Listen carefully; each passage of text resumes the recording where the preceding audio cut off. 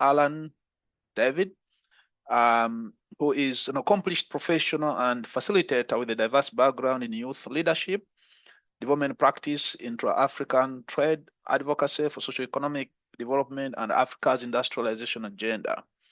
Mr. Emolot is currently serving as the chairperson of the Independent Continental Youth Advisory Council on the African Continental Free Trade Area. Mr. Emolot has gained extensive professional experience through his involvement with renowned international organizations such as the African Union Youth Envoy Office, World Vision International, Youth Lead Africa, and Human Rights and Peace Center at the School of Law at Makerere University in Kampala. In recognition of his significant contributions, he was honored with an award as one of the top 100 most influential people of African descent supporting the United Nations International Decade of African Descent 2015-2024 in 2022. Over to you, Mr. Emolot, and you'll have about 12 to 15 minutes to share your reflections. Thank you. Can you hear me? Yes, we can. Please go ahead.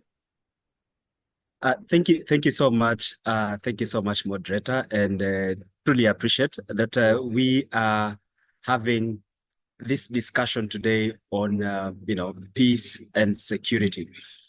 I wanted to share my slides, but if I'm to be honest, is that I don't think there is any need for me to share my slides again, because Dr. Aske and my good sister Rahma have been very explicit in their explanation on especially on the topic I'm going to touch on. They've literally, if I may say, they've helped preempt my speech. So ideally, but I think one thing that is important that I think I should be able to raise from my end is mainly the role of our young people in trade in peace building. And actually that is mainly the demographic that I'm working with. And why is this important? Number one, of course, is if you look at our demographic, our young people, ideally, especially those in trade, we are currently the biggest majority in the African continent. And one thing that is a fact that I don't know why our member states tend to shy away from is that besides agriculture that we have as, the sector that employs quite a bit of our African young people, trade is that enabler of even agriculture. And we have quite a number of our young people, both engaged in formal and informal cross-border trading. And our quest as the AfCFTA Youth Advisory Council has been over time to create interest, not only on our development partners, but also create interest on our governments, mainly specifically our governments, to champion, to invest money to this thing we call trade. And in this case, regional trade. And people may be wondering, why is this regional trade important? And probably maybe just to give a context that for those of us who may not interface, you may have seen in my introduction that I chair the AfCFTA Youth Advisory Council. But the African Continental Free Trade Agreement, which is ideally the AfCFTA that is now commonly known, is an agreement that has been signed by about 54 member states and ratified currently by about 48 member states. And the overall goal of the African Union for brokering these agreements is to open borders of the African continent. And why is it important? The future we are seeing as a continent is a future that is integrated. The future we are seeing as a continent is a future that, one, that our young people get to move freely from one area of the continent to another area of the continent with quite a bit of ease. And that can only be achieved when our young people see the importance of integrating together. And besides the other objectives of the AfCFTA, I think what really stands out for me is the economic and political liberation of our African continent. So that ideally is what we are championing. And what is the space of our young people in this whole aspect of trade? And what is the space of our young people in trade in this whole aspect of peace and security? You and I will know that the biggest cause of conflict in the African continent especially if we may have already known that in the last about 2 years, about 24, 36 months, there have been coups happening in almost after every about 3, 4, 5 months. You hear somebody has taken over and somebody has taken over. And who is leading these coups? Our young people. And what are the overall causes? The overall causes, I think, have already been spoken by the speakers before me. Poverty. Poverty of our young people has been the core source and the core root cause of conflict that we are having in the region. And poverty has also been used by our politicians to take advantage of our young people and to interest them to engage in violent extremist activities. So what are we trying to do? The whole idea of ensuring that our young people are at the center of trade is to ensure they have money in their pockets. My good Swahili people say that as long as the youth wako na pesa kwa mfuko, as long as they have money in their pockets, the urge of them to engage in violent extremist activities is very minimal. And with that, that is ideally the first step of fostering peace. Yes, the region has issues to do with the governance issues, but the governance issues also emanate from the core root cause of poverty. And it's with poverty, our young people are easily manipulated to get into activities that eventually, in the long run, have affected our peace and security in the region. So for me, ideally, this big demographic we are looking at, it's very critical to empower them to be able to trade. But the challenges we are also having in the region in terms of them meaningfully trading, but also in turn, meaningfully contributing to peace and security is one, the issues of finance. Finance is the biggest factor.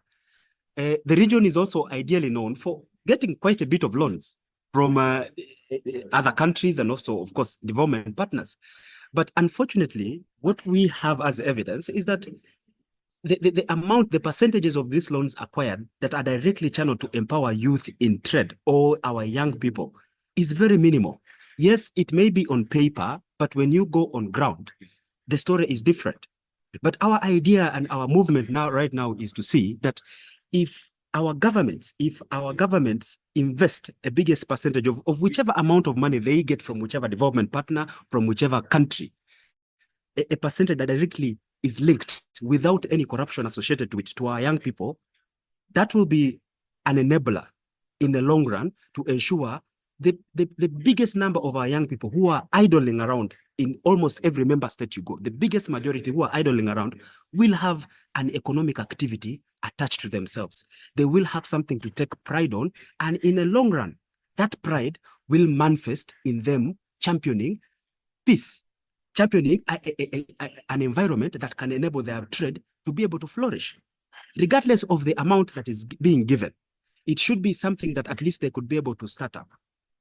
Our research has also found out that the bigger majority of our young people actually don't need handouts from our governments. Most of them are now educated. Universities in the region every year are channeling thousands of our graduates. These people are intellectuals who are going to the countries being very idle. Why? Because the system has not created enough jobs to absorb the numbers of those graduating. But if these young people have access to cheap loans, that would be a first step into ensuring that they have an economic activity that can then help them become these agents of peace that we are pushing forward to as the advisory council to see that they benefit. That is one of the things that we are trying as much to see that happens. And if that doesn't happen, is what we have seen. And I'm happy that this discussion is happening now, when just about a month ago or two, the educated young people, the Gen Zs they were calling of, the youth who were saying are using iPhones, are privileged, took to the streets. And that was the first step that we saw. We saw kind of more of a replica that was happening in currently the city I'm in, Kampala, Uganda here, where also the same educated youth took to the streets. But of course, the magnitude was different. And for us, if we were to look at it critically as a youth leading policy, youth leading development, this trend is going to increase only if our governments don't wake up. only if our government don't see these young people as vehicles of peace. Because if you look at the negotiations, and again, this is coming at the right time. If you look at even the negotiations that are happening, even in the Sudan negotiations, how many young people are in that committee? How many young people are there?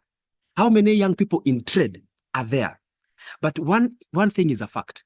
Even right now with that conflict in Sudan and South Sudan, trade is still happening. And who is championing that trade are our young people. So why can't our governments, why can't our development partners see this power that these young people have in fostering peace and security? Why can't they interest themselves in investing quite a bit, or not even in understanding? Where do the young people get this bravery, and how can we use this bravery to our advantage? Why can't we look at this in that angle? And that's why we are literally opening the eyes of our development partners, opening the eyes of our governments to invest so much in these people. These people who are brave enough to go and trade even in regions where bullets are passing over their heads. These are the people, and these are the young people where our focus should be. They are the majority. When they leave university and they're unemployed, where do they run to? They run to entrepreneurship. They run to trade. That is where we should be able to put a bit of focus. And they've been able to be neglected in peace-building missions, in negotiations. They are not included. Yes, I'm talking about youth in trade, but not only youth, but the general youth themselves. They are not anywhere. And I don't know why this big majority is disregarded. And for me today is to interest us. And if you look at all the presentations, all the committees, all the peace efforts that the region has had, none of them has a person below the age of 35 at the center. None of them. And they're negotiating on agreements that is supposed to cover the bigger majority of almost every member states in the region. But why? And that is the reason as to why most of these agreements are struggling to even succeed. South Sudan here has also now pushed elections forward. Why? Because the rivaling parties are trying as much to forget involving our young people. So when the parties go back to their camps, the young people are like, no, give us this and we will proceed. If not, we are not going to agree with you. So our young people have a role to play, but they're seemingly neglected in these negotiations. Our young people in trade have a very big fundamental role to play, but they seemingly neglected in these processes. But only if we get to the point where we recognize the power these young people have, the young people in trade have to negotiate even with the rebels, to supply them with the food, to supply them with arms, to supply them with the uniforms, the boots, whatever it is they're supplying. If we recognize that these people have actually that power, that will be the beginning of us ensuring that our region is, not only the region, but the continent is moving at the right direction. I don't want to overly discuss governance in this, but I think I wanted to create an idea, to create an awareness that the key people in these discussions, the key people who are the center of peace building, are being neglected over time. And as I conclude, I would want to just give a case study. Early this year, the council decided to begin that movement in creating an awareness on not only our member states, but also development partners and our young people, that they actually have the power to peace. We began the Building Bridges for Peace initiative. This Building Bridges for Peace initiative is a project that we began this year. We began with a training of our young people in trade, and inculcating in them principles of peace and helping them identify how they can be drivers of peace. These young people trade across the region. They go to South Sudan, they go to Kenya, they go to DRC, they're trading within the region.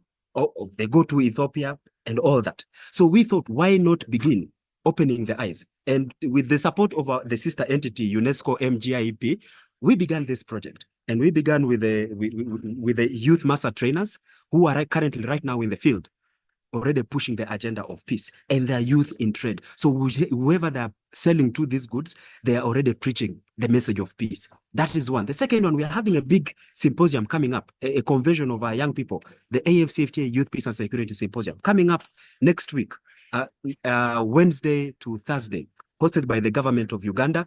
We will be in Nakawa. And what are we doing in that conversion is broadening these discussions, also sharing our own content, what we have been able to find over the last 2-3 years when we started, that there needs to be a focus on these youth in trade because we have identified the power there.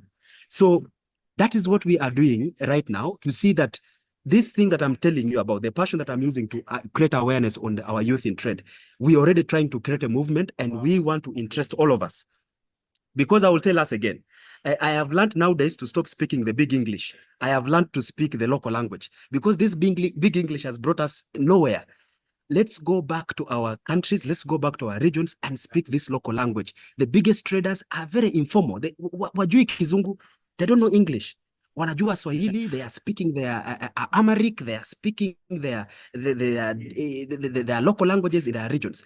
And the goal is to see that we leave our places, we localize these discussions in their own, and let them take the lead. We are letting these people take the lead. We are letting the youth in trade take the lead in these peace building efforts in the region. And if we let them take the lead. David, I hate to have to interrupt you, but if you could wrap up in yes. maximum of 1 minute. Yes. Please. If we let our young people take the lead in these peace negotiations, in the Sudan talks, in the Juba, all these talks that we are having, if we at least have at least one woman represented and one young person represented. My good sister here is very eloquent. She's very knowledgeable. Why can't she be in these negotiations? Why can't we interest that these young people who are eloquent enough and knowledgeable enough, why can't they be in these discussions to safeguard the interest not only of the women, but also of our young people? That's where we shall go. But if we are going to let people above the age of 45 to discuss for our young people, we shall, as a region, we will keep struggling. And the focus should not only be in our general youth, but specifically also the bigger majority who are currently trading cross-border, even in war, our youth in trade. Asante sana. Thank you. Thank you. Thank you very much, David, for a very eloquent and passionate talk that you've shared with us.